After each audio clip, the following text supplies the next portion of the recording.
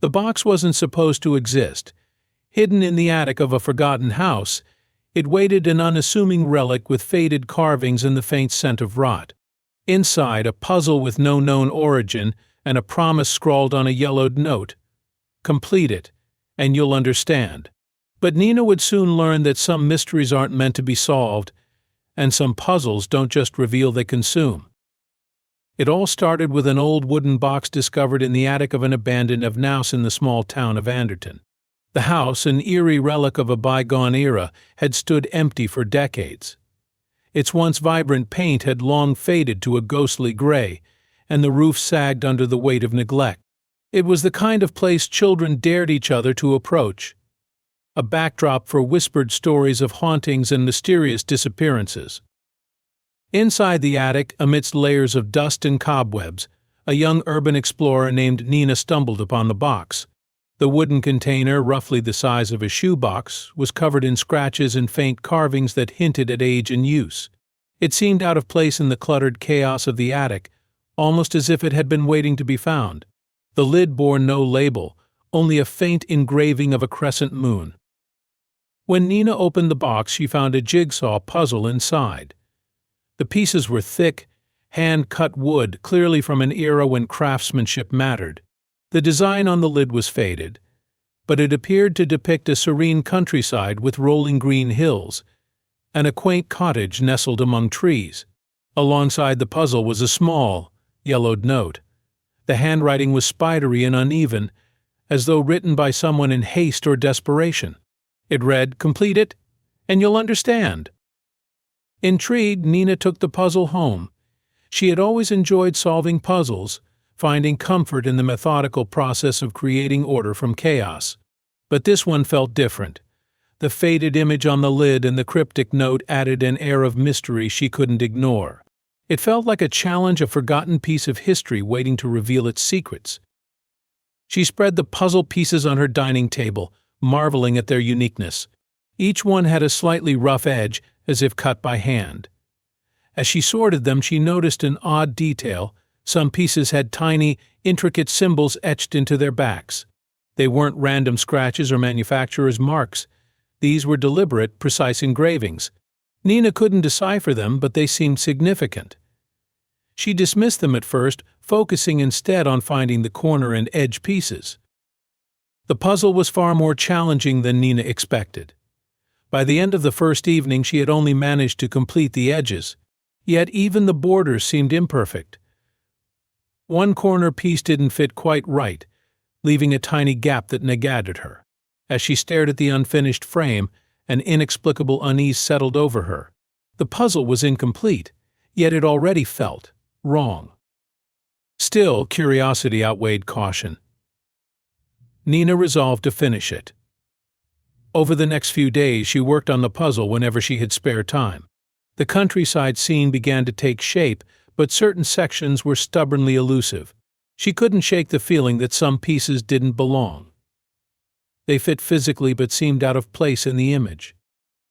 By the end of the first week, Nina realized this wasn't just a puzzle. It was a mystery, one she couldn't walk away from. Over the next week, Nina poured countless hours into assembling the puzzle. The countryside scene gradually unfolded, revealing lush fields, winding paths, and clusters of trees. Yet the more she worked, the more she noticed peculiarities that made her uneasy. Some pieces had colors that didn't match the tranquil image on the lid. Others were too smooth, as if polished by frequent handling. And then there were the symbols on the backs of certain pieces, their meaning still an enigma. Nina started experiencing strange occurrences in her apartment. It began subtly.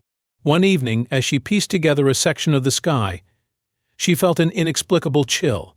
The temperature in the room seemed to drop, though it was a warm spring night. She shrugged it off as a draft from an open window. But the chill returned each time she worked on the puzzle. Soon it wasn't just the temperature. She began hearing faint whispers. At first she thought they were coming from outside, but they seemed to emanate from within her apartment, specifically from the puzzle itself. She tried to ignore the whispers, convincing herself it was her imagination. But as the days passed, the occurrences grew harder to dismiss. Objects in her apartment would shift slightly overnight. A chair that had been pushed under the table would be askew in the morning. Her notebook, where she jotted observations about the puzzle, once appeared on the opposite side of the room, though she was certain she'd left it on the table.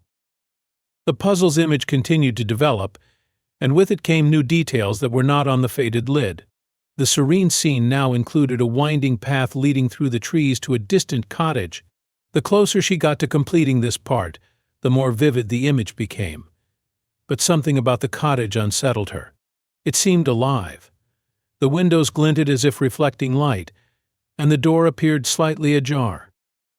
One night Nina dreamed of the countryside scene.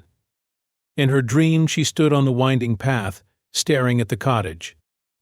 A figure stood in the doorway, just a silhouette against the dim light inside. She couldn't see its face, but she felt its gaze on her, heavy and unrelenting. When she woke, her heart was pounding, and her hands were trembling. She told herself it was just a nightmare, but deep down, she wasn't so sure. Determined to uncover the puzzle's secrets, Nina began researching its origins. She searched for information about the symbols on the pieces, scoured antique puzzle forums, and even reached out to local historians. But nothing matched the puzzle's unique features. Frustrated but undeterred, she focused on completing it, hoping the finished image would provide answers. As she worked, she discovered an old photograph tucked under the puzzle box's lining. The photograph depicted the same countryside scene, but it was subtly different. The cottage in the picture was in ruins, its roof caved in and walls covered in ivy. On the back of the photo was a date, August 3, 1936. Below it, in faint handwriting, were the words, "The one who waits." Nina's curiosity turned to dread. What had she stumbled upon? As Nina approached the final stages of the puzzle, her unease grew. The image of the cottage, now nearly complete, seemed to pulsate with an unnatural vibrancy. Colors appeared sharper, and the details of the scene, the leaves on the trees, the texture of the cottage wall, seemed too lifelike for a simple puzzle. Yet, despite her progress, several crucial pieces were missing. Sections of the winding path and the cottage's door remained incomplete, leaving jagged gaps that broke the otherwise seamless image. Determined to finish, Nina searched her apartment thoroughly, convinced the missing pieces must have fallen somewhere. She looked under the table, behind furniture, even inside drawers she hadn't touched in weeks, but the pieces were nowhere to be found. Frustration turned to obsession as she tore through every corner of her home, her desperation growing with each fruitless search. That night, as she lay in bed, she heard the whispers again. They were louder this time, more distinct, as if multiple voices were speaking at once. The sound seemed to come from the direction of the puzzle, a chorus of unintelligible murmurs that sent chills down her spine. Unable to sleep, Nina got up and approached the dining table where the puzzle lay. The room felt colder than usual, and the air was thick with an unexplainable tension. As she stared at the incomplete puzzle, she noticed something strange. The missing pieces had reappeared, scattered across the table as if they had materialized out of thin air. Her relief was short-lived, however, as she realized these pieces were unlike the others. They were darker, almost charred, with edges that seemed singed. The symbols etched on their backs were different too, more intricate and ominous, resembling ancient runes. With trembling hands, Nina began fitting the new pieces into the puzzle. They slid into place effortlessly, completing the winding path and the cottage's door. As the final piece clicked into position, a strange sensation washed over her. The room seemed to tilt, and her vision blurred. For a moment she felt as if she were being pulled into the puzzle itself, the vibrant image expanding and enveloping her. When the sensation passed, Nina found herself staring at the completed puzzle. The serene countryside scene was gone, replaced by a darker, more sinister version. The cottage now stood in ruins, its windows shattered and its door hanging ajar. The trees were gnarled and leafless, their twisted branches reaching toward a sky filled with swirling black clouds.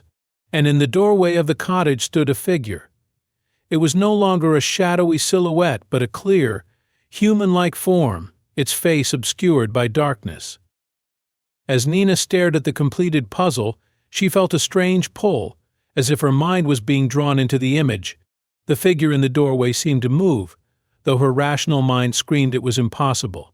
Its hand lifted slightly, beckoning her. Before she could react, the air around her shifted, and the room dissolved into darkness. When the darkness lifted, Nina found herself standing on the winding path from the puzzle. The air was cold, carrying a metallic tang that made her uneasy. The trees loomed above her, their twisted branches casting unnatural shadows. She tried to convince herself this was a dream, a vivid illusion conjured by her overworked mind, but the biting chill and the sound of her own footsteps told her otherwise. Ahead, the ruined cottage stood exactly as it had appeared in the puzzle's final image. Its door creaked on its hinges, swinging slightly in a breeze that seemed to come from nowhere. The figure she had seen was gone, but she felt its presence, an unseen weight pressing down on her chest. She wanted to turn back, but her feet moved forward, as though drawn by an invisible force. Inside the cottage, the air was heavy and stagnant. The walls were covered in peeling wallpaper, revealing rotting wood beneath. A table sat in the center of the room, and on it lay another puzzle. This one was smaller, with pieces that gleamed unnaturally in the dim light. It bore no image on its surface, only a faint inscription around the edges. To finish is to begin again. Compelled by a force she couldn't explain, Nina began assembling the new puzzle. Her hands moved mechanically, slotting pieces together with unnatural precision. With each piece she placed, the room around her seemed to shift. Shadows lengthened, the walls groaned, and faint whispers grew louder, forming a single word, her name. The completed puzzle formed an image of a face, a twisted, grotesque visage that seemed to stare directly into her soul. The moment she placed the final piece, the whispers stopped, replaced by a deafening silence.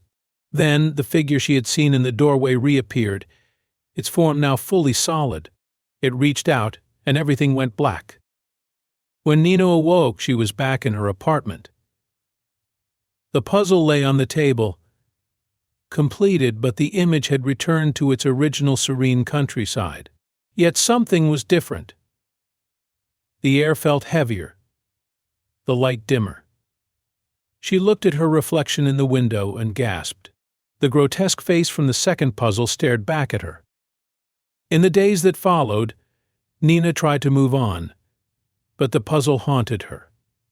She couldn't bear to touch it, yet she couldn't bring herself to destroy it either.